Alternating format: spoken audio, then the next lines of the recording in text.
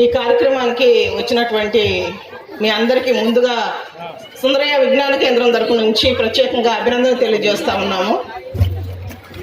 సుందరయ్య విజ్ఞాన కేంద్రం 2015లో ఇక్కడే ఆఫీస్ ఓపెన్ జరిగింది. ఆ రోజు నుంచి ఈ రోజు వరకు అనేక కార్యక్రమాలు ఆ విజ్ఞాన కేంద్ర ఆధ్వర్యంలో జరగడం చూస్తూనే ఉన్నాం మనం. అంటే ప్రత్యేకించి స్టడీ, పిల్లలకి ట్యూషన్ ఏర్పాటు చేయడం, మెడికల్ క్యాంపులు ఏర్పాటు చేయడం, అదేవిధంగా పండగకు సంబంధించి ఇటువంటి సాంస్కృతిక కార్యక్రమాలు ఏర్పాటు చేయడం జరుగుతూ ఉంది.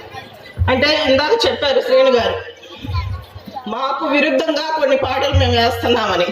తప్పదు, కాలం మారుతూ ఉంది, మా మంచితో పాటు కొన్ని యాడ్ అవుతూ ఉంటాయి. అయితే ఈ పాటల వల్ల, ఈ కార్యక్రమం వల్ల ఉపయోగం ఏందనేది కొంతమంది ఆలోచించుకోవచ్చు. అంటే మనం అందరూ గమనిస్తూనే ఉన్నాం, ఇంట్లో నలుగురుంటే 4 ఫోన్లు ఉంటాయి. ఎవరి పాటి వాళ్ళ ఫోన్లు చూసుకుంటూ ఉంటారు. అందులో మంచి రానివ్వండి, చెడు రానివ్వండి. అంటే ఈ ఒక్కరోజు దానికి బ్రేక్ పడింది. గమనిస్తే పిల్లలందరూ చాలా చక్కగా ఉదయం నుంచి ఆడుతున్నారు, ఇప్పుడు పాటలు వేస్తూ ఉన్నారు. అంటే ఒక్కరోజైనా దానికి బ్రేక్ పడింది. ఈ ఆటలు పాటల ద్వారా వాళ్ళకి మానసికంగా దృఢంగా ఉంటారు, శారీరకంగా ఎదుగుదలకి కొంత ఉపయోగపడింది. అందుకు ఇది ఉపయోగపడింది. అంతేకాదు, ఈ సుందర విజ్ఞాన కేంద్రంలో మేము ఏదైతే స్టడీ ఏర్పాటు చేశామో, ఇక్కడ చదువుకున్నటువంటి పిల్లలు ఈరోజు చాలా మంది ఉన్నత స్థాయిలో ఉన్నారు. ఆ విజ్ఞాన కేంద్రం ద్వారా రాబోయే రోజుల్లో ఇంకా మంచి మంచి కార్యక్రమాలు జరగడానికి అందరూ కూడా మంగమూరు గ్రామంలో సహకరించాలని అనుకుంటూ, అదేవిధంగా ఒక కార్యక్రమం తీసుకుంటే దాని వెనక చాలా కృషి ఉంటుంది, ఎంతో ప్లానింగ్ ప్రకారం చేయాలి. అంటే ఈరోజు ఈ కార్యక్రమానికి సంబంధించి లేదా సుందర విజ్ఞాన కేంద్రం నడవడానికి కానీ, స్టడీలు నిర్వహించడానికి కానీ ఎంతో శ్రమ ఉంది. ఆ శ్రమ, అది సమయం కేటాయించినా, శ్రమ చేసినా ఆర్థికంగా వనరులు కావాలి, అంటే డబ్బులు కావాలి. అంటే ఈ మూడింటిని కేటాయించినటువంటి వాళ్ళు చాలా మంది ఉన్నారు. ఈ కార్యక్రమానికి ప్రత్యేకించి ఆర్థిక సహాయం చేసినటువంటి ప్రతి ఒక్కరికి మా సుందర విజ్ఞాన కేంద్రం తరఫున ధన్యవాదాలు తెలియజేస్తూ, ఐద్వా రాష్ట్ర కార్యదర్శి రమాదేవి గారిని మాట్లాడవలసిందిగా కోరుతున్నాను.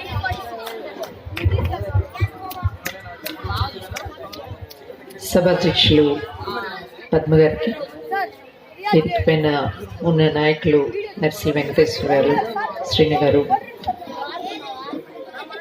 అలాగే ఈ సభకి ఇచ్చేసినటువంటి పెద్దలు, సోదరులందరికీ నా నమస్కారాలు. మీ ముందు అద్భుతమైన ప్రదర్శనలు జరుగుతూ ఉన్నాయి. ఇంతకుముందే సాయి, గీతిక వాళ్ళ కర్రసాముతో ఏమైనా చేయగలం అని చెప్పేసి, అబ్బాయిలే కాదు అమ్మాయిలు కూడా అంతకంటే అద్భుతంగా చేయగలరు అనేది మీ ముందు ప్రదర్శింప చేశారు. ఇంకా చాలా ప్రదర్శనలు కూడా ఇక్కడ చేయబోతా ఉన్నారు. అమ్మ, పిల్లలు ముందున్న వాళ్ళు కొంచెంసేపు మీరు మాట్లాడకుండా ఉండాలి. మీరు మాట్లాడుతుంటే మీ మాటలు నా చెవిలో పెడుతున్నాయి, నేను మాట్లాడటం కష్టం అవుతుంది. కాబట్టి మీరు కొంచెం సేపు మాట్లాడకుండా ఆగాలి. ఆ తర్వాత మీ ప్రోగ్రాం మళ్ళీ అందరూ చూస్తారు. సంక్రాంతి ఇది వ్యవసాయంతో, ప్రకృతితో ముడిపడినటువంటి ఒక పండగ అనేటటువంటిది మనందరికీ తెలిసిందే. గతంలో పంటలు ఇంటికి వచ్చేటటువంటి సమయంలో, కొత్త పంటలు చేతికి వచ్చేటటువంటి సమయంలో, అలాగే సూర్యుడి గమనం కూడా మారేటటువంటి సమయంలో ఈ వ్యవసాయ పండుగ ఈ కాలంలో మన దేశంలోనే కాదు అనేక చోట్ల ఏదో ఒక రూపంలో ఈ పండుగని జరుపుకునేటటువంటి సాంప్రదాయం ఉంది. మనందరికీ తెలుసు, ఈరోజు సూర్యుడు లేకుండా, ఎండ లేకుండా పంటలు పండవు. సూర్యరశ్మి అనేది పంటలు పండడానికే కాదు, మనుషుల జీవితానికి కూడా చాలా ముఖ్యం. చాలా మంది పెద్దవాళ్ళు ఇప్పుడు కొంచెం 40 ఏళ్ళు దాటిన వెంటనే కాళ్ళు నొప్పులు వస్తున్నాయి, మోకాళ్ళు నొచ్చుకుంటున్నాయి, డి విటమిన్ తగ్గిందని డాక్టర్ గారు చెప్తున్నారు అంటున్నారు. ఈ డి విటమిన్ కూడా సూర్యుడి దగ్గర ఉంటేనే డి విటమిన్ వస్తుంది, కాబట్టి కాసేపు సూర్యుడి దగ్గర ఉండండి అని చెప్పేసి చెప్తున్నారు. పల్లెల్లో ఉన్నటువంటి జనం, కష్టపడేటటువంటి జనం ఆ సూర్యుడితో పాటు నిద్రలేచి ఆ తర్వాత పని పాటలన్నీ చేసుకుని విశ్రాంతి తీసుకునేటటువంటి సమయం మనకు బాగా ఎండలు వచ్చి విశ్రాంతి తీసుకునేటటువంటి సమయం ఉండేది. ఇప్పుడు కాలం మారిపోయింది. 24 గంటలు పని చేయాల్సినటువంటి పరిస్థితి, అర్ధరాత్రులు కూడా పని చేయాల్సినటువంటి పరిస్థితి, ఎండల్లో చెమట కక్కుకుంటూ కూడా పని చేయాల్సినటువంటి పరిస్థితి. ఇవన్నీ కూడా పారిశ్రామికీకరణ, వ్యవసాయాన్ని మించి పరిశ్రమలు వచ్చి వస్తూత్పత్తి వచ్చిన తర్వాత వచ్చినటువంటి ఒక పెద్ద మార్పు. ఈ మార్పును అర్థం చేసుకోవడం కొంచెం కష్టమైన పనే. కానీ ఈ మార్పు ఏమి చేసింది అని చెప్పేసి అంటే, మన ప్రజలకు సంబంధించినటువంటి పండుగలన్నీ కూడా వ్యాపారమయం చేసింది. సంక్రాంతి వచ్చిందంటే అందరం కలిసి ఒక చోట చేరి తెచ్చుకునేటువంటి ధాన్యంతో పిండి వంటలు చేసుకొని ఇళ్ళకి శుభ్రం చేసుకొని అందరూ కలిసి ఆటపాట ఆడుకునేటటువంటి సంస్కృతికి భిన్నంగా ఇవాళ కోడి పందాలు వచ్చినాయి, జూదాలు వచ్చినాయి, బెట్టింగ్లు వచ్చినాయి. ఆ తర్వాత అనేకమైనటువంటి సంక్రాంతి పేరిట పోటీలు వస్తాయి, టీవీల్లో సీరియల్స్ వస్తూ ఉంటే వీటికి అంటుకుపోయేటటువంటి జనాభా సంఖ్య చాలా పెరిగింది. ఇలాంటి చోట్ల యువత ముందుకొచ్చి, మహిళలు ముందుకొచ్చి, పిల్లలు ముందుకొచ్చి కొన్ని కార్యక్రమాలు సామూహికంగా ఏర్పాటు చేసుకున్న చోట భిన్నమైనటువంటి ఆలోచన, భిన్నమైనటువంటి సాంప్రదాయాలు, ప్రజల మధ్య సన్నిహిత సంబంధాలు నిలబడేటటువంటి అవకాశం ఉంటుంది. పద్మ మాట్లాడుతూ ముందే చెప్పారు, ఇప్పుడు ఇంట్లో నలుగురు ఉంటే నలుగురికి సెల్ ఫోన్లు ఉంటున్నాయి. ఎవరి ఫోన్ వాళ్ళు చూసుకునేటటువంటి పరిస్థితి వచ్చింది. నాకు ఆశ్చర్యం వేసేది ఏమిటంటే, పెద్దవాళ్ళ ఫోన్లు చూసుకోవడం కాదు, చిన్నపిల్లలకు కూడా ఫోన్లు ఇచ్చి మన పని మనం చేసుకోవడానికి అలవాటు పడిపోతున్నాం. వాడు ఏడుస్తున్నాడు, పిల్లవాడు ఏడుస్తాడు, వాడితో పాటు ఆడుకునేటటువంటి పిల్లలు మన చుట్టూ తగ్గిపోతున్నారు. 10 మంది కలిసి ఒక చోటకు వచ్చేటటువంటి పరిస్థితి కూడా పోయింది. అమ్మా నాన్నకు కూడా తీరుబాట్లేదు. కాబట్టి ఒక ఫోన్ ఇచ్చేస్తే ఆ పిల్లవాడు ఫోన్ చూసుకుంటునో టీవీ చూసుకుంటునో ఏడుపు మర్చిపోతాడు. కాబట్టి ఫోన్ అలవాటు చేస్తున్నాం. ఈరోజు ఫోన్ అలవాటు చేస్తున్న తర్వాత, లేదు టీవీ అలవాటు అయిన తర్వాత వచ్చినటువంటి ఒక కొత్త సంస్కృతి ఏమిటి అని చెప్పేసి అంటే, మన ఇంట్లో అమ్మా నాన్నలతో మాట్లాడుకునే తీరిక పిల్లలకి, పిల్లలతో మాట్లాడుకునే తీరిక అమ్మా నాన్నకి లేకుండా పోతుంది. ఇక ఇరుగు పొరుగుతో మాట్లాడుకునే తీరిక ఎక్కడ ఏమొస్తుంది? మాట్లాడుకుంటే నలుగురు కలిసిమెలిసి ఉంటే ఏమొస్తుంది? ఈరోజు ఒకరి మంచి చెడ్డలు చెప్పుకోవాలనుకున్నా, కష్ట సుఖాలు చెప్పుకోవాలనుకున్నా, మనకి మనం విశ్వాసంతో ముందడుగు వేయాలన్నా, మన ఒక్కరితోనే ఏ పని నడవదు, నలుగురు కలిస్తేనే పని నడుస్తుంది అనేటటువంటి ఆలోచనే కాదు, చుట్టూ జరుగుతున్న కథ అది. మీరు పండించాలా, పంట పండించాలా, పొగాకు వేస్తారు, ఒకరితో ఇద్దరితో అవుతుందా? మీరు ధాన్యం పండించాలా, వరి మొక్క నాటాలా, పెంచాలా, నూర్పిడి చెయ్యాలా, ధాన్యం ఇంటికి తీసుకురావాలా, మిల్లులో ఆడించాలా, అది మన ఇంటికి తీసుకురావాలా, అమ్మ వండి పెట్టాలా, అప్పుడు మాత్రమే అది పరిపూర్ణమవుతుంది. ఎంతమంది శ్రమ ఇముడు ఉంటుంది. మన వంటి మీద రకరకాలైన దుస్తులు కడతాం. పత్తి పండించాలా, పత్తి ఇత్తనం నాటాలా, పెంచాలా, పత్తి తీయాలా, దారం తీయాలా, వస్త్రాన్ని నేయాలా, వస్త్రం తీసుకురావాలా, కుట్టాలా, మన ఇంటి దగ్గర రావాలా, ఎంతమంది శ్రమ ఇమిడి ఉంటుంది. కానీ దానికి భిన్నమైనటువంటి ఆలోచన ధోరణి ఇవాళ మన చుట్టూ ఏర్పడింది. అదేమిటి? ఎవరితో నాకెందుకు, నా సంగతి నేను చూసుకుంటే సరిపోతుంది, నా పిల్లాడు బాగా చదువుకుంటే సరిపోద్ది, మా వాడికి ఫస్ట్ ర్యాంక్ వస్తే సరిపోతుంది, మా వాడికి మంచి ఉద్యోగం వస్తే సరిపోతుంది, నేను బాగా సంపాదించుకుంటే సరిపోతుంది, నాకెవరితో పని లేదు అనేటటువంటి ఒక సంస్కృతిని పెంచి పోషిస్తున్నారు. ఇవాళ మన మీద పెత్తనం చేసేటటువంటి కొన్ని శక్తులు, వర్గాలు, ఇవన్నీ కూడా. అవునా కాదా ఆలోచించండి. మనం అందరం కలవకుండా ఏ ఒక్క చిన్న పనైనా అవుతుందా? మీరు ఆలోచించండి. ఏ ఒక్క చిన్న పనైనా మీరు ఆలోచించి చెప్పండి. ఎవరైనా సాధ్యమే ఓ పని చేయడం అని చెప్పేసి. మేము చదువుకునే రోజుల్లో రాబిన్ హుడ్ కథ ఉండేది. ఆ రాబిన్ హుడ్ అనే ఆయన పడవలో వెళ్ళి ఒక దీవిలో తప్పిపోతాడు. ఆయన బతకాలి అంటే చెట్టుని కొట్టాలా, చెట్టుని కొట్టాలంటే గొడ్డలు కావాలా, ఈ గొడ్డలు ఎక్కడి నుంచి వస్తుంది? ఈ గొడ్డలు కావాలంటే భూమిలో నుంచి ఇనుప ఖనిజం తీయాలా, దాన్ని ఇనుముగా తయారు చేయాలా, దాన్ని కాల్చాలా, ఆ ఇనుముగా తయారు చేసి గొడ్డలుగా చెక్కి దాన్ని తీసుకొస్తే తప్ప అవ్వదు. మనుషులు సహాయం చేయకుండా రాబిన్ హుడ్ గొడ్డల్ని తీసుకురాగలదా? తీసుకురాలేడు. ఆ రోజు ఆ కథ మాకు చెప్పేవాళ్ళు మా పంతులు గారు. ఈ రోజుల్లో అలాంటి కథలు చాలా ఉన్నాయి. మనం ఒక రాజు కథ చెప్తారు మన పెద్దవాళ్ళు. ఆ రాజు కథ ఏమిటి అని చెప్పేసి అంటే, నలుగురు కొడుకులు ఉన్నారట ఆ రాజుకి. కానీ ఈ పిల్లలకి ఏం చదువు రాలేదట. ఎంతమంది పెద్ద పండితులు వచ్చినా వాళ్ళకి చదువు రావడం లేదట. ఏం చేశారు రాజుగారు? ఓ చాటింపు వేయించారు, రాజ్యమంతా ప్రకటించారు, నా పిల్లలకి ఎవరైనా చదువు చెప్పే గురువు కావాలా, అలాంటి వాళ్ళు కోరుకున్నటువంటి వరాలు ఇస్తాను అని చెప్పేసి. ఒక పేద పంతులు గారు వచ్చారు, నేను నీ పిల్లలకి చదువు చెప్తాను అని చెప్పేసి బాధ్యత తీసుకున్నాట. ఏం చెప్పాడు ఆయన? పంచతంత్ర కథలు. మిత్రులారా, మీరు కొంతమంది అయినా వినుంటారు పంచతంత్ర కథలు. మిత్ర లాభము, మిత్ర భేదంతో మొదలుపెట్టి, స్నేహితులు కలిసి ఉంటే పావురాలు వల నుంచి ఎలా తప్పుకున్నాయో మనం మిత్ర లాభం కథలో మనం వింటాం. అందరూ కలిసి ఉండాలనేటటువంటి ఒక నీతి సూత్రాన్ని నేర్పడం మాత్రమే కాదు, కథలు చెప్పి ఆ రాజుగారి పిల్లలకి చదువు నేర్పి రాజుగారికి అప్పచెప్పాయట. మనం మన పిల్లలకి కథలు ఎంతమందిని చెప్తున్నాం? ఎంతమంది అమ్మా నాన్నలు, అవ్వాతాతలు బిడ్డల్ని దగ్గర కూర్చోబెట్టుకొని కథలు చెప్పే అలవాటు మనకి మిగిలింది? బహుశా ఇక్కడ ఎవరైనా ఉన్నారో లేదో నాకు తెలియదు. ఎవరైనా కథలు చెప్పే వాళ్ళు ఉంటే చెయ్యొద్దండి, సంతోషిస్తా. ఉన్నారా? మీ పిల్లలకు కథలు చెప్పే అమ్మా నాన్న ఎవరైనా ఉన్నారా? పర్లేదు, ధైర్యంగా అయితే ఇబ్బంది లేదు. ఇక్కడ ఒకడు కథ చేయెత్తుతున్నాడు, బహుశా వాళ్ళ అమ్మ చెప్తూ ఉండదు కథలు. అంటే కథలు చెప్పేటటువంటి ప్రక్రియ అనేటటువంటిది పురాతనమైన ప్రక్రియ మాత్రమే కాదు, ఇప్పటికి కూడా అద్భుతమైనటువంటి ప్రక్రియ. ఈ కథలు చెప్పడం అనేటటువంటిది మన చుట్టూ ఉన్నటువంటి ప్రకృతిని, మన చుట్టూ ఉన్నటువంటి జనం జీవితాన్ని పరిచయం చేయడం మాత్రమే కాదు, బిడ్డలకి మంచి ఏమిటో చెడేమిటో నేర్చుకోగలిగేటటువంటి విజ్ఞానాన్ని కూడా కథల ద్వారా నేర్పుతాం.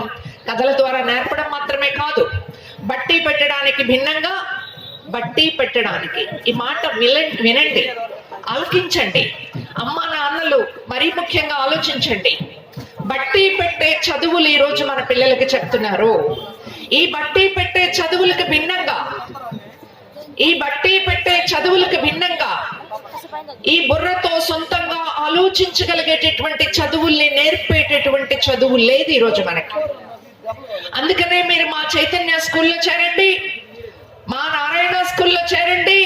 మీ పిల్లవాడికి ఫస్ట్ ర్యాంక్ వస్తుంది, మీ పిల్లవాడికి ఫస్ట్ అని టీవీల్లో గోల పెడుతుంటే మన పిల్లలందరినీ తీసుకువెళ్ళి కాన్వెంట్ లో పంపిస్తున్నాం. ఎందుకు పంపిస్తున్నామో ఎప్పుడైనా ఆలోచిస్తున్నామా? మన ఊళ్ళో వీధి బడి కంటే భిన్నంగా కాన్వెంట్ లో ఏమి చెప్తున్నారో ఆలోచిస్తున్నాం మనం ఏనాడైనా? లేదు. అందరూ పంపిస్తున్నారు.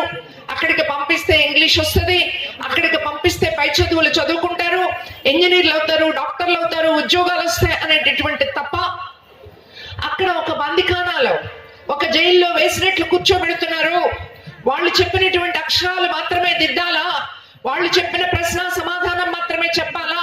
సొంతంగా ఒక ప్రశ్న వేస్తే, సొంతంగా ఒక జవాబు ఎత్తుక్కోవడానికి సిద్ధపడితే దానికి సమాధానం చెప్పేవాళ్లే లేకపోగా పిల్లల్లో ప్రశ్నని చంపేటటువంటి విద్య, చదువు ఈ రోజు మన పిల్లలు నేర్చుకుంటున్నారు అనేది ఎంతమంది గమనిస్తున్నారో నాకు ఎప్పుడూ ఆశ్చర్యమే కలిగిస్తుంది. ఎందుకు అంటే పసిబిడ్డలు చనిపోవడం, చదవలేక ఆత్మహత్యలు చేసుకోవడం అనేటటువంటిది ఒక 40-50 ఏళ్ల క్రితం లేదు, ఓ 30 ఏళ్ల క్రితం లేదు. ఈ 10-15 ఏళ్లలో మన పిల్లల్ని హాస్టల్స్ కి పంపిస్తుంటే, కాన్వెంట్లకు పంపిస్తూ ఉంటే, నువ్వు చదువుకోవాలి అని చెప్పేసి ఒత్తిడి పెడతా ఉంటే ఆ పిల్లలు గత్యంతరం లేక ఆత్మహత్యలకి నెట్టివేయబడతా ఉంటే, మన ఊళ్ళో మన దగ్గర ఉంటూ ఒక అద్భుతమైన నాణ్యమైనటువంటి చదువుని మనం ఎందుకు ఇవ్వలేకపోతున్నాం? ఇది ప్రభుత్వాలు ఆలోచించాలా? ఇది ప్రభుత్వాలు ఆలోచించకపోతే అమ్మా నాన్నలుగా మనం ఆలోచించాలా? మన బిడ్డల్ని అద్భుతంగా పెంచుకోవాలనుకునేటటువంటి వాళ్ళం ఆలోచించాలా? ఆలోచించాలని చెప్పేసి మేము ప్రయత్నం చేయడమే కాదు, ఈ గ్రామంలో 20 సంవత్సరాలుగా, ఇక్కడ 20 సంవత్సరాలు అయిందా ట్యూషన్ మొదలుపెట్టి? 10 సంవత్సరాల నుంచి ఈ గ్రామంలో క్రమం తప్పకుండా ట్యూషన్ నిర్వహిస్తున్నారని చెప్పేసి విన్నప్పుడు నాకు చాలా సంతోషం వేసింది. ఒక మంచి ప్రయత్నం చేస్తున్నారు అని. ఇక్కడ చదువుకునేటటువంటి పిల్లలు ఒక నాణ్యమైనటువంటి విద్యని చదువుకునేటటువంటి ఒక ప్రయత్నం చేస్తున్నారు అనేది. అయితే ఆ ప్రయత్నం మాత్రమే సరిపోదు. ఎలాంటి ప్రయత్నం కావాలా, ఎలాంటి ప్రయత్నం కావాలా అని చెప్పేసి అంటే, ఒక కొత్త తరహాలో స్వతంత్రంగా ఆలోచించుకునేటటువంటి పద్ధతుల్లో తన చుట్టూ ఉన్నటువంటి ప్రకృతిని, తన చుట్టూ ఉన్న పొలాల్ని, తన చుట్టూ ఉన్నటువంటి పంటల్ని, తన చుట్టూ ఉన్నటువంటి తాతల్ని, తన చుట్టూ ఉన్నటువంటి నానమ్మలని, అమ్మమ్మలని అందరినీ కలుపుకొచ్చుకునేటటువంటి ఒక ప్రజా సంస్కృతిని పెంచేటటువంటి కార్యక్రమాలు కావాలా. ఆటలు కావాలి, పాటలు కావాలి, వాళ్ళకి డాన్సులు కావాలి, వాళ్ళు సొంతంగా కథలు చెప్పగలగాలి, రాయగలగాలి, వాళ్ళు బొమ్మలు గీయగలగాలి, వాళ్ళు ఏ శక్తినైనా అందిపుచ్చుకునేటటువంటి శక్తివంతులుగా తయారవ్వాలి. నేను ప్రస్తావించాను కర్రసాము గురించి. వినేష్ ఫోగాట్ ఎంఏ పేరు ఎంతమందికి తెలుసో నాకు తెలీదు.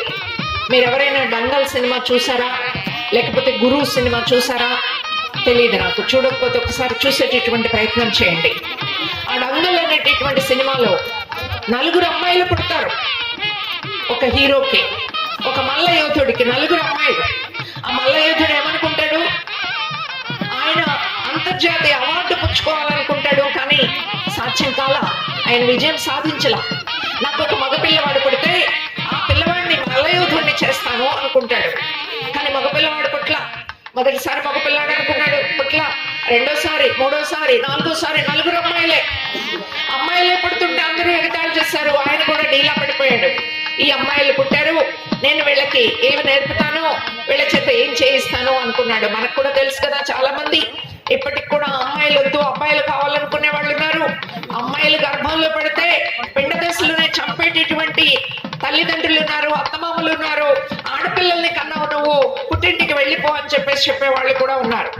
ఆడపిల్ల లేకపోతే జన్మ లేదు, ఆడపిల్ల లేకపోతే బిడ్డ లేదు, అమ్మకి ఇంకొక ప్రత్యామ్నాయం లేదు.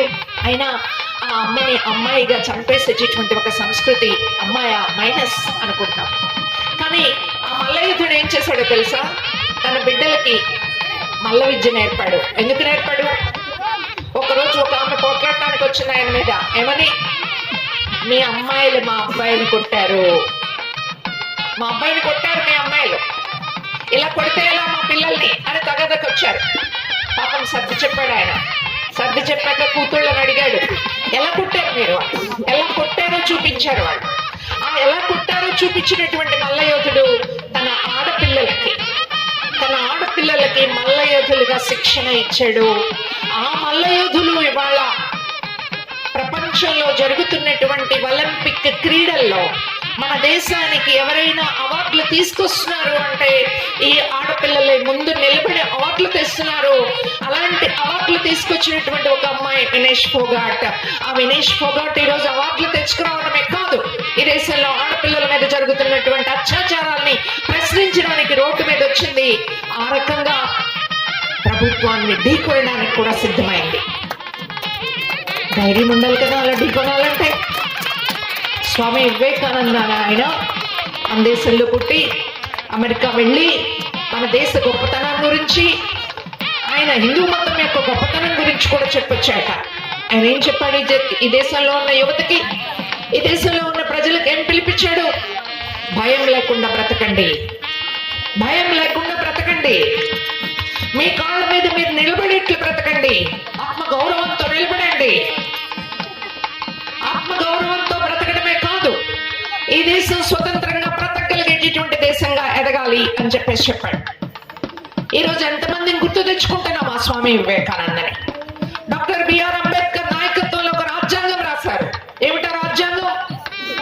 ఆ రాజ్యాంగం స్వాతంత్ర ఉద్యమం ఫలితంగా రాసుకున్న రాజ్యాంగం, బ్రిటిష్ వాళ్ళని వెళ్ళగొట్టి రాసుకున్నటువంటి రాజ్యాంగం. ఆ రాజ్యాంగం ఏం చెప్పింది? ఈ దేశంలో కులం లేదు, మతం లేదు, మనుషులంతా ఒకటే, ఆడ లేదు, మగ లేదు, ప్రాంతం లేదు, భాష లేదు, మనం విశ్వ మానవులం, అందరం సహోదరులం, అన్నదమ్ముల్లాగా బ్రతకాలా అని చెప్పేసి. అలా ఉందా పరిస్థితి? ఒక కులం పిల్ల ఇంకొక కులం పిల్లవాడిని పెళ్లి చేసుకుంటే కిరాతకంగా చంపేటటువంటి దౌర్భాగ్యం ఎందుకు వచ్చింది మనకి? మనుషులంతా ఒకటే అయినప్పుడు ఒక కులం పెద్దది, ఒక కులం తక్కువది ఎలా అయింది? ఒక కులం వాళ్ళు అంటరాని వాళ్ళు ఎలా అయ్యారు? ఒక కులం వాళ్ళు మాత్రమే దేవుడి దగ్గరికి రాయబారం నడపగలిగేటటువంటి మంత్రాలు చదవగలిగే వాళ్ళు ఎలా అయ్యారు? ఎందుకని ఏ కులంలో పుట్టిన వాళ్ళైనా మంత్రతంత్రాలు నేర్చుకుని ఆ దేవుడికి విన్నవించి ఇచ్చేటటువంటి పని చేయలేకపోతున్నారు. ఎవరు పెట్టారు ఈ అంతరాలు? ఈ అంతరాలు ఉంటే మనందరం అన్నదమ్ముల్లాగా బ్రతకగలిగేటటువంటి పరిస్థితి వస్తుందా? స్నేహంతో ఉండగలిగేటటువంటి పరిస్థితి వస్తుందా? రాదు. కాబట్టే ఆనాడు బ్రిటిష్ వాడిని వెళ్ళగొట్టుకునేటప్పుడు ఈ దేశంలో ఉన్నటువంటి కులాలు మతాలు తేడాలన్నీ పక్కన పెట్టుకుని అందరం స్వేచ్ఛగా బ్రతుకుతాం, అలాంటి ఒక చట్టాన్ని చేసుకుంటామని చెప్పేసి ఒక రాజ్యాంగాన్ని రాసుకున్నాం. ఆ రాజ్యాంగం రాసుకుని 75 ఏళ్ళయింది. ఇప్పుడు ఏమవుతుంది? నాకు ఇందాక మిత్రులు ఎవరో చెప్తున్నారు, పలానా కులం వాళ్ళు పలానా పార్టీ, పలానా కులం వాళ్ళు పలానా పార్టీ, పలానా కులం వాళ్ళు పలానా పార్టీ. ఎందుకు వచ్చింది ఇది?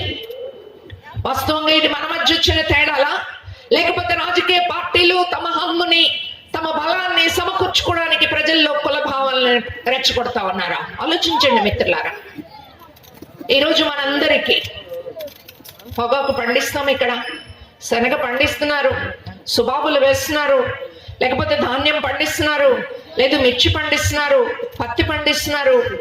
వేసినటువంటి పంటకి, మనం పెట్టిన ఖర్చుకి, మనం చేసిన చాకిరీకి తగినటువంటి ఫలితం, తగినటువంటి గిట్టుబాటు ధర వస్తే రైతులు శుభ్రంగా సుఖంగా బ్రతకగలిగే పరిస్థితి వస్తుంది. ఆ రైతుల మీద ఆధారపడేటటువంటి కూలి జనం 10 రూపాయలు కాదు 15 రూపాయలు ఉంటే గానీ మా కుటుంబం నడవదంటే కూలీలకి తగినటువంటి కూలీ ఇచ్చేటటువంటి పద్ధతి వస్తుంది. ఉందా స్థితి? ఈ రైతుల్లో అన్ని కులాల రైతులు ఉన్నారా లేదా? ఈ కూలీల్లో అన్ని కులాల కూలీలు ఉన్నారా లేదా? మరి ఒక కులం రైతులకి ఏమైనా గిట్టుబాటు ధర వచ్చి, ఒక కులం పార్టీ అధికారంలో ఉంటే ఆ కులం రైతుల వరకు ఏమైనా గిట్టుబాటు ధరలు వస్తున్నాయా మిత్రులారా? ఇవాళ కరెంటు బిల్లులు వస్తున్నాయి. ఇంతకుముందు కరెంట్ లేకుండా ఉంటే మనం ఏం అనుకోలే, కానీ ఇవాళ ఇళ్లలో కరెంట్ లేకపోతే బ్రతకగలిగే పరిస్థితి లేదు. కాబట్టి కరెంట్ అనివార్యం. ఆ కరెంటు వాడుకోవాలా, వాడుకుంటే చేతికి బిల్లు వస్తుంది నెలవారీ. ఎంత బిల్లు వస్తుంది మనకి? గత నెల 400 వస్తే ఈ నెల 600 వస్తుంది, వచ్చే నెల 700 వస్తుంది. ఎందుకు పెరిగిపోతున్నాయి ఈ బిల్లులు? మనందరికీ తెలిసిన కథ ఇప్పుడు చాలా మందికి అర్థమైపోయింది. అయ్యా నా దగ్గర కరెంటు అన్ని చోట్ల 149 పైసలకి ఇవ్వచ్చు, నేను మాత్రం 249 పైసలకి ఇస్తాను, మీరు కొనుగోలు చేయాలా అని చెప్పేసి మాట చెప్పడమే కాదు, 1750 కోట్ల రూపాయలు లంచం ఇస్తే అగ్రిమెంట్ చేసి ఆ రైట్లన్నీ జనం నెత్తి మీద వేస్తున్నారు అనేది ఇప్పుడు చాలా మందికి తెలిసింది. ఇంత అన్యాయంగా లంచాలు ఇస్తే రద్దు చేయాలా? జనానికి కరెంటు బిల్లులు తగ్గించాలా? లేదు కదా. ఏ పార్టీ అధికారంలో ఉన్నదే చేస్తుంది కదా. మరి ఏ కులాన్ని ఉద్ధరించినట్లు? మిత్రులారా, ఈ కులాల తేడాలు ఇప్పుడు మరీ పెరుగుతున్నాయి మేం చదువుకునే కాలం కంటే. ఎందుకని? మేము చదువుకున్నప్పుడు ప్రైవేట్ కాన్వెంట్లు లేవు, అందరం వీధి బడిలోనే చదువుకున్నాం, అందరూ ఊరు హై స్కూల్లోనే చదువుకున్నాం. అక్కడ అన్ని కులాల వాళ్ళు ఉండడమే కాదు, ఊళ్ళో ఉన్న పెద్ద భూస్వామి పిల్లలు, కూలి చేసుకునేటటువంటి వాళ్ళ పిల్లలు అందరం కూడా అదే స్కూల్లో చదువుకున్నాం. ఆనాడు చిన్న వయసులో తారతమ్యాలు తెలియనటువంటి వయసులో అన్ని కులాల వాళ్ళం స్నేహితులం అయ్యాం. ఈరోజు ఆ వాతావరణం ఉందా అని నేను అడుగుతా ఉన్నా. అంటే ఒక మంచి సమాజాన్ని మనం సృష్టించుకోవడం కాకుండా ఈ సమాజంలో అన్ని చెడుగుల్ని మన నెత్తి మీద రుద్ది మీ కర్మ అంటున్నారు. ఇక్కడ కూర్చున్న వాళ్ళకి ఎవరికైనా అప్పులు లేకుండా ఉన్న వాళ్ళు ఎవరైనా ఉన్నారేమో నాకు తెలియదు. నేను చాలా చోట్ల అడుగుతున్నా, అప్పు చేయకుండా ఉన్న వాళ్ళు ఉన్నారా అని. కనిపించడంలా నాకు. మైక్రో ఫైనాన్స్ అప్పులు కూడా మిత్రులారా, ఇవి కూడా చాలటం లేదు. కాబట్టి ఏంటవి ఫోన్లో లోన్ యాప్లు, ఆ యాప్లో నాకు లోన్ కావాలంటే లోన్ వచ్చేస్తుంది. నువ్వు లోన్ తీర్చకపోతే నీ వెంట పడతా. ఎందుకింత రుణాల ఊబిలో కూరుకుపోయారు? మీ అందరికీ తెలుసో లేదో నాకు తెలియదు. అన్ని రాష్ట్రాల కంటే ఆంధ్ర రాష్ట్రంలో అప్పులు ఎక్కువ చేస్తున్నారట. ఈ అప్పులు చేసేటటువంటి వాళ్ళల్లో కూడా ఆడవాళ్ళు చాలా ముందున్నారట. 1,00,000 మందిలో 60,000 మంది అప్పులు చేశారు అనేటటువంటిది ఒక లెక్క. ఇది నా లెక్క కాదు. సర్వే చేసి వెల్లడి చేసినటువంటి లెక్క. దీని ఫలితం ఏమిటి అని చెప్పేసి అంటే, ఈ రుణాల ఊబిలో కూరుకుపోయి ఎన్ని కష్టాలు, ఎన్ని రకాల కష్టాలు పడుతున్నారు అనేటటువంటిది నేను చెప్పాల్సిన అవసరం. సో మిత్రులారా, ఇలాంటి సందర్భాలు సంక్రాంతి కావచ్చు, లేకపోతే అది క్రిస్మస్ కావచ్చు, లేకపోతే రేపు తిరునాళ్ళలో వచ్చేటటువంటి కాలం కావచ్చు, నలుగురు కూర్చొని సరదాగా మంచి చెడు మాట్లాడుకునేటటువంటి కాలాన్ని మనం పెంచుకోవాల్సిన అవసరం ఉంది. అలాంటి కాలాన్ని మనం పెంచుకోవాలి అని చెప్పేసి అంటే, మనం ఒక్కరిగా కాదు, అందరంగా సుఖంగా ఉన్నప్పుడే మనం సుఖంగా ఉండగలం అనేటటువంటి ఆలోచన మనకి పెరగాల్సినటువంటి అవసరం ఉన్నది. అందరి ప్రయోజనాలు, ఉమ్మడి ప్రయోజనాలు అనేటటువంటి ఆలోచన కూడా పెంచుకోవాల్సిన అవసరం ఉంది. దానికి భిన్నంగా ఈరోజు సీరియల్స్, ఈరోజు సినిమాలు, ఏమి సినిమాలు వస్తున్నాయి మనకి. వాడెవడో కలప దొంగతనం చేస్తాడట, వాడు హీరో. తగ్గేదేలే అంటే నే తగ్గేదేలే అంటున్నారు. ఎందుకు తగ్గడం, ఎందుకు తగ్గకపోవడం? ఈ విచక్షణ ఏమైనా ఉన్నదా? ఇలాంటి సినిమాలు ఎందుకు పాపులర్ అవుతున్నాయి? ఆ సినిమాలో యాక్టర్ గొప్పతనం కాదు, కథ గొప్పతనం కాదు మిత్రులారా, ప్రకటనలు. ఆ సినిమా ఎంత గొప్పదట అని దానికి ప్రచారం చేసే పద్ధతులు ఉన్నాయే, ఈ పద్ధతుల వలన జనానికి అందరికీ తెలుసు. మీ అందరికీ పుష్ప అనే సినిమా గురించి తెలుసు, లేకపోతే డాకు మహారాజ్ గురించి తెలుసు, లేకపోతే మరి ఇంకొక సినిమా గురించి కూడా తెలిసి ఉండొచ్చు. మీకు ఎవరికైనా లప్తా లేడీస్ అనే సినిమా వచ్చిందనేది తెలుసా? తప్పిపోయిన మహిళల గురించి తెలుగులో కూడా ఉంది మిత్రులారా. తప్పిపోయిన మహిళల గురించి చెప్తూ, ఆ మహిళలు ఎంత సమర్థవంతులో చెప్పినటువంటి కథ గురించి మనకు ఎంతమందికి తెలుసో నాకు తెలియదు. ఆ సినిమా గురించి ఎంతమందికి తెలుసో నాకు తెలియదు. సినిమాల్లో ఈరోజు ఆడవాళ్ల అంగాంగ వర్ణన, కెమెరా దృష్టి పెట్టి ఆడవాళ్ళని తేలిగ్గా చూసేటటువంటి ఒక సంస్కృతికి భిన్నమైన సంస్కృతి ప్రజా సంస్కృతి. ఇక్కడ సుందరయ్య విజ్ఞాన కేంద్రం పేరిట సుందరయ్య గారి జీవితం గురించి కూడా అద్భుతంగా ఇక్కడ మన పిల్లలు వేశారు. ఆయన ఈ రాష్ట్రంలో, ఈ దేశంలో ప్రజలందరికీ ఒక మంచి రాజ్యం రావాలా అనేటటువంటి దానికి పోరాడి నిలబడినటువంటి ఒక మార్గాన్ని చూపించినటువంటి వ్యక్తి. ఆయన ఏం చెప్పాడో మనం మన బిడ్డలకి చెప్పాలా, వివేకానందుడు ఏం చెప్పాడో మన బిడ్డలకి చెప్పాలా, అంబేద్కర్ ఏం చెప్పాడో మన బిడ్డలకి చెప్పాలా. ఈ దేశంలో భగత్ సింగ్ లాంటి యువకుడిగా స్వతంత్రం కోసం పోరాడినటువంటి ఆయన ఏం చెప్పాడో మనం నేర్చుకోగలగాల, మన బిడ్డలకు నేర్పాలా.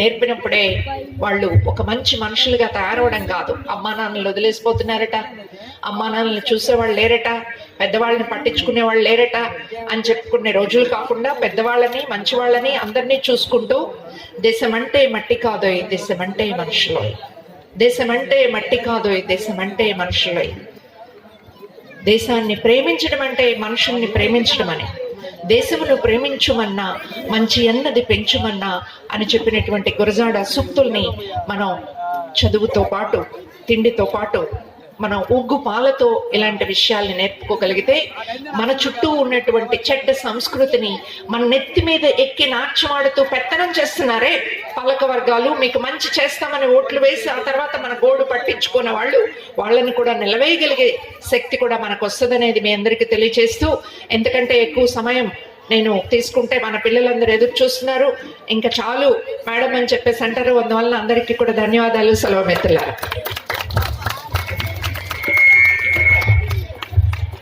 ఇప్పటి వరకు మాట్లాడినటువంటి రమాదేవి గారికి ధన్యవాదాలు. ఇప్పుడు వ్యవసాయ కార్మిక సంఘం జిల్లా నాయకులు నెరిసిలి వెంకటేశ్వర గారిని మాట్లాడవలసిందిగా కోరుతున్నాం. కార్యక్రమానికి అధ్యక్షత వహించిన పద్మ గారు, మన ఈ కార్యక్రమానికి వచ్చినటువంటి ముఖ్య అతిథి ఐద్వా రాష్ట్ర కార్యదర్శి డి రమాదేవి గారు, అట్లాగే నాగూరు గారు, ఇక్కడ మన శ్రీను, సోదరులారా, ఇప్పుడు దాకా రమాదేవి గారు చాలా విషయాలు చెప్పారు. పిల్లలందరూ కూడా మళ్ళీ డ్యాన్సులు వేయాలని ఎదురు చూస్తూ ఉన్నారు. మీరు కూడా ఆ డ్యాన్సులు చూడాలనేటువంటిది మీ మనసులో కూడా ఉంటుంది. మేము టైము ఎక్కువ తీసుకోను, 2 విషయాలు మాత్రం నేను మాట్లాడతాను. మొదటిది, మంగమూరు గ్రామ ప్రజలకు సంక్రాంతి శుభాకాంక్షలు. సంక్రాంతి సంబరాలు జరుపుకున్నటువంటి మంగమూరు గ్రామ ప్రజలందరికీ అభినందనలు. అంటే సంక్రాంతి సంబరాలు మన గ్రామ సేవల్లో ప్రతి గ్రామంలో జరుగుతూ ఉన్నాయి. ఒక 25 ఏళ్ల క్రితం సంక్రాంతి సంబరాలంటే ఆనాటి ఉన్నటువంటి కళలు, ఆనాడు ఉన్నటువంటి సంస్కృతిని ప్రజలందరికీ తెలియజేస్తూ అక్కడున్నటువంటి ప్రజానీకం సంబరాలు జరుపుకునేటువంటి సంక్రాంతి. అట్లాగే అదే టైంలో ఇప్పుడు కాలాలు మారినాయి, అదే టైంకి పంటలన్నీ కూడా ఇంటికి వచ్చినటువంటి నేపథ్యం ఉన్నటువంటి సంక్రాంతి. ఆ సంక్రాంతిని కొనసాగించేటువంటి క్రమంలో గ్రామాల్లో వచ్చినటువంటి మార్పు దీన్ని ఒక తంతుగా జరుపుకుంటూ పోతూ ఉన్నారు. అంటే మొక్కుబడిగా జరుపుకున్నటువంటి సంక్రాంతి జరుగుతూ ఉంది. అంటే ఏటా జరుపుకుంటున్నాం కదా, ఈ సంవత్సరం కూడా తీసుకొచ్చి తెల్లారితో డ్యాన్స్ వేయించుకోవచ్చు. అది సంబరాలు కాదు. ఈ గ్రామంలోనే మన బిడ్డలు ఇప్పుడు ఈ వేదిక మీద 2-3 దఫాలుగా 25 మంది డ్యాన్స్ వేశారు. 25 మంది తల్లిదండ్రులు, వాళ్ళ బంధువులు, మా పిల్లలు ఇక్కడ ఆటలాడితే పాటలు పాడితే మంచిది అని పంపించి ఇక్కడ ఆటలాడటానికి సహకరించినటువంటి తల్లిదండ్రులు, వాళ్ళని ప్రోత్సహిస్తున్నటువంటి వాళ్ళందరూ ఉంటేనే ఈ సంక్రాంతి సంబరాలు ఇక్కడ జరుగుతూ ఉన్నాయి అనేటువంటిది మనం అర్థం చేసుకోవాలి. భవిష్యత్తులో కూడా జరగాలంటే, ఈ పిల్లలు ఇలాగే కొనసాగాలంటే, పుట్టబోయే బిడ్డలు, ఇప్పుడున్నటువంటి పిల్లలు అందరూ కూడా ఇలాంటి సంస్కృతి ముందుకు తీసుకెళ్లాల్సినటువంటి అవసరం ఉంది. ఎందుకు తీసుకెళ్ళాలి? ఈరోజు గ్రామాల్లో ఉదయం పిల్లవాడికి బ్యాగు తగిలిచ్చి బస్సు ఎక్కిస్తున్నాం. ఆయన సాయంత్రం 5:30-6 వస్తాడు. అక్కడి నుంచి హోంవర్క్ అని చెప్తారు, ఆదివారం ఏదో ఒకటి చెప్తారు. అంటే మొత్తం 7 రోజులు కూడా పిల్లవాడికి చదువుతోటే పని. ఇక చదువు తప్ప వేరే ఎటువంటి ఆలోచన లేకుండా చేస్తూ ఉన్నారు. ఎందుకు వస్తూ ఉంది? ఏమైనా సరే ఈ పిల్లోడు తొందరగా పెరగాలి, ఇంజనీర్ చదవాలి, తర్వాత అమెరికాలో ఎంఎస్ చేయాలి, ఆ తర్వాత అమెరికాలో ఉద్యోగం చేయాలి, లేదా సాఫ్ట్వేర్ ఉద్యోగం చేయాలి. ఇదంతా తొందరగా జరగాలి. ఈ తొందరగా జరిగేటువంటి క్రమంలో ఆ పిల్లవాడి మెదడు ఏ విధంగా ఆలోచిస్తూ ఉంటుంది, ఎటువైపు ఆ మెదడు పోతూ ఉంటుంది. అంటే మేమందరం కూడా గవర్నమెంట్ స్కూల్లోనే కాలేజీల్లోనే చదివాం. అంటే ఆదివారం ఖాళీగా ఉన్నటువంటి పీరియడ్లో ఆడుకుంటూ పరిగెత్తు చదివి, అంటే దృఢంగా తయారైనటువంటి మైండ్ కూడా, ఆలోచనలు కూడా పరిపక్వంగా కలిగి ఉన్నటువంటి వాతావరణం పిల్లల ఆటల్లో వస్తాయి. అలాంటి వాతావరణం ఈ పండగ సందర్భంగా ఆ పిల్లలకు కలిగిస్తున్నాం అనేటువంటిది కూడా అర్థం చేసుకోవాలి. ఆ విధంగా ఈరోజు మనందరం కూడా రమాదేవి గారు చెప్పారు, ఇలా జరుగుతున్నటువంటి సంస్కృతి, మనం ఇప్పుడు 1-2 పాటలు రకరకాల, అంటే దేశభక్తి గీతాలు, ప్రజల్ని ఆలోచింపజేసేటువంటి గీతాలు కాకుండా భిన్నంగా 1-2 పాటలు వేసాము, మన్నించండి అని చెప్పి మన కమిటీ పిల్లలు అంటున్నారు. అంటే ఒక సాంప్రదాయమైనటువంటి విలువలు కలిగినటువంటి, పద్ధతులు కలిగినటువంటి ఆలోచనలు రేకెత్తించేటువంటి వేదిక ఇది సుందరయ్య విజ్ఞాన కేంద్రం. మంచి ఆలోచనలు, ఆత్మీయత, సంబంధాలు కలిగినటువంటి వేదిక సుందరయ్య విజ్ఞాన కేంద్రం. అందుకే ఇక్కడ అందరినీ రావటానికి ఇష్టపడతారు, దీన్ని జయప్రదం చేస్తారు. అందుకని ఇలాంటి వేదికల్ని ముందుకు తీసుకెళ్లే విధంగా మీరందరూ ఉన్నారు. కానీ ఇప్పుడున్నటువంటి సంస్కృతి, ఇప్పుడు వచ్చినటువంటి సినిమాలు, వాటిలో ఉన్నటువంటి భాష, ఇవన్నీ చూసుకున్నప్పుడు ఇక్కడికి వచ్చేటువంటి జనం తగ్గుతూ ఉన్నారు, ఆ వైపు చూసేటువంటి జనం పెరుగుతూ ఉన్నారు. ఆ సంస్కృతిలో కొట్టుకుపోయి అదే క్రమంలో మొత్తం వాళ్ళు చూపించేటువంటి వ్యాపార ప్రకటనలు వీటన్నిటి చూసి మొత్తం ఈరోజు కూడా వ్యాపార సంస్కృతిగా మారి ఒకరు బ్రహ్మాండమైనటువంటి వస్తువు కొంటే దానికంటే మించింది కొనాలనేటువంటి పక్క వాళ్ళకి వస్తూ ఉంది. అంటే ఒకరు చూసి ఒకరు పోటీ పడేటువంటి సంస్కృతి ఈ పెట్టుబడిదారీ వ్యవస్థ ముందుకు తీసుకొచ్చింది. దాన్ని ఈరోజు అందరూ మనకు తెలియకుండానే మన ఆలోచనలు ఆటోమేటిక్గా మన బుర్రలేకపోతా ఉన్నటువంటి నేపథ్యంలో ఈరోజు దేశవ్యాప్తంగా ఇలాంటి పరిస్థితి ఉంది. వీటికి భిన్నంగా ఆలోచించాలని ఆ వైపు జరిగేటువంటి కార్యక్రమాలు ఈ విజ్ఞాన కేంద్రంలో జరుగుతూ ఉన్నాయి. దీన్ని ఈ గ్రామ ప్రజలు ఎప్పటి నుంచో అభినందిస్తున్నారు, ఆర్థికంగా సహాయం చేస్తున్నారు, అన్ని రకాలుగా తోడ్పడుతున్నటువంటి మీ అందరికీ ప్రత్యేకమైనటువంటి ధన్యవాదాలు తెలియజేస్తూ ముగిస్తా ఉన్నాను.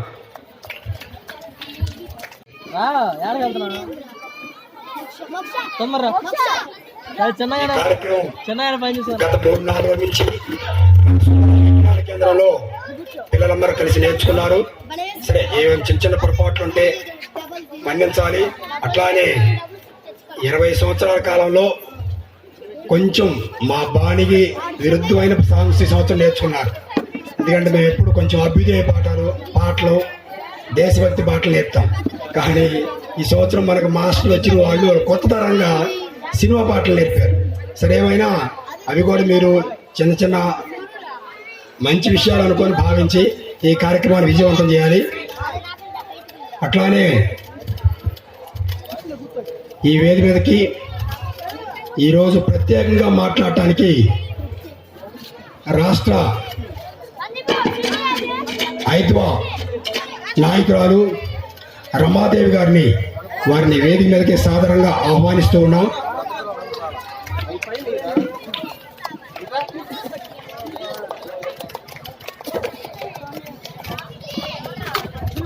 అలాగే వ్యవసాయ కార్మిక సంఘం జిల్లా అధ్యక్షులు నిరుసుల వెంకటేశ్వర్లు గారిని వేదిక మీదకి సాదరంగా ఆహ్వానిస్తూ ఉన్నాం.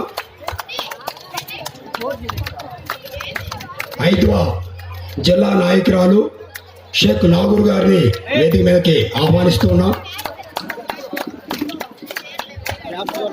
సారీ, పొరపాటు జరిగింది, అనుకోవద్దు. ఈ కార్యక్రమానికి అధ్యక్షతగా మండల ఐద్వా నాయకురాలు బంకా పద్మ గారిని వేదిక మీదకి వచ్చి ఈ కార్యక్రమాన్ని అధ్యక్షత వహించవలసిందిగా కోరుచున్నాం.